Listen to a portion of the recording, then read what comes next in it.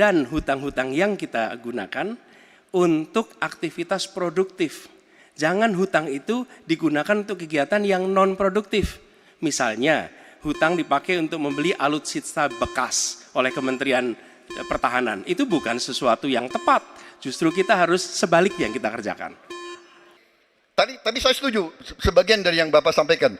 Oh iya, kenapa? Yang penting utang itu produktif. Itu saya setuju. Tapi kita bisa sampai 50%, tidak ada masalah. Kita tidak pernah default. Kita tidak pernah default.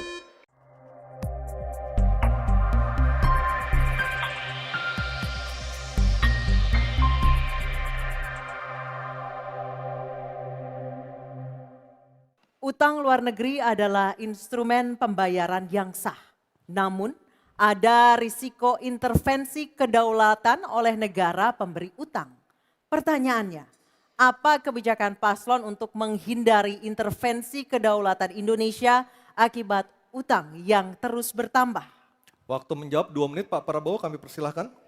Baik, mengenai utang luar negeri, ternyata Indonesia sekarang hutang luar negeri kita sebagai rasio perbandingan terhadap produk domestik bruto kita salah satu terendah di dunia. Jadi masih kita sekitar berada di sekitar 40%, sedangkan banyak negara jauh di atas kita.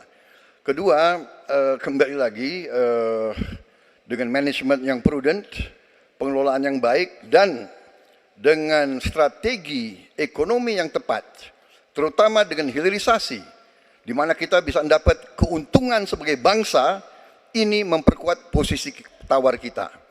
Jadi saya kok tidak terlalu khawatir negara lain mau intervensi kita soal hutang. Kita sangat-sangat dihormati, kita tidak pernah default. Saya keliling seluruh dunia, mereka sangat hormat dengan Indonesia.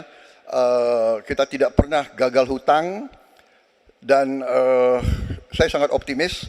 Tapi kembali, kita harus punya kekuatan pertahanan yang kuat supaya tidak bisa diintervensi, tidak bisa digertak, tidak bisa diintimidasi.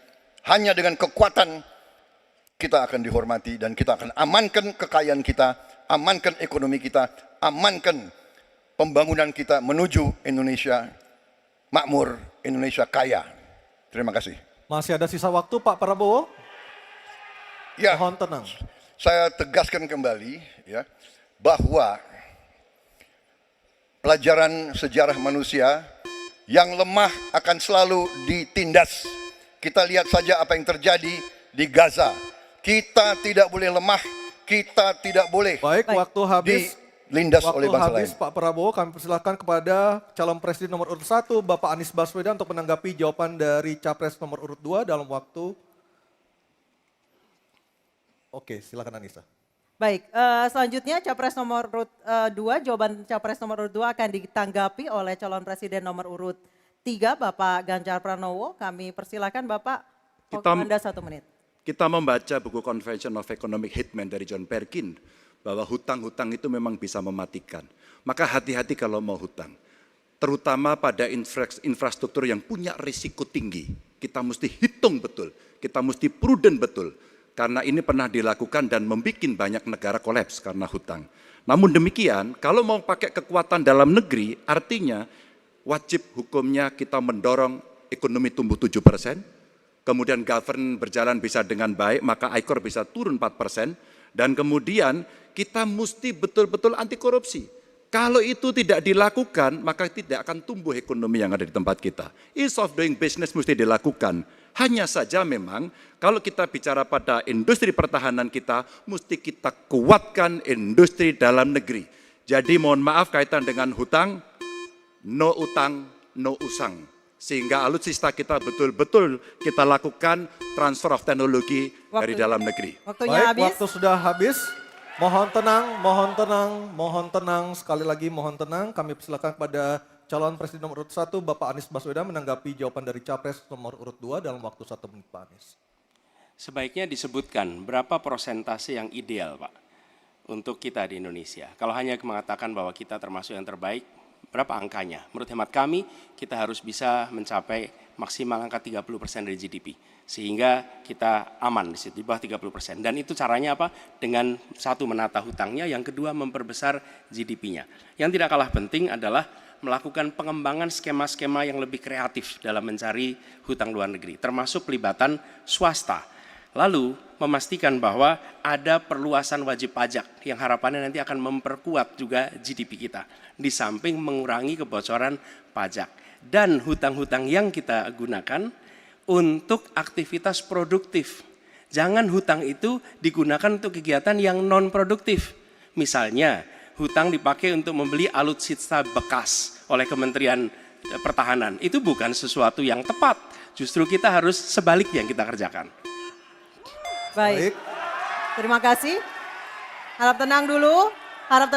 Kita kembali ke calon presiden nomor urut 2, Bapak Prabowo Subianto, untuk merespon tanggapan dari kedua capres. Waktu Bapak 1 menit, silakan. Saya nggak mengerti. Jangan-jangan guru kita, buku kita sama, Pak Ganjar. Kok saya banyak sependapat. Terus aja. Saya akan bilang AA. Saya bukan orang macam-macam. Tapi Pak Anies, saya kira Pak Anies perlu belajar ekonomi lagi, ya kan? Jadi kalau bilang ideal 30%, dasarnya apa? Yang di bawah kita itu Arab Saudi, Rusia, pokoknya negara-negara yang punya sumber alam yang luar biasa. Tetapi 40% ya salah satu terendah sekarang. Jadi kalau kita mau bangun industri, tadi saya setuju sebagian dari yang Bapak sampaikan. Oh iya, kenapa? Yang penting utang itu produktif.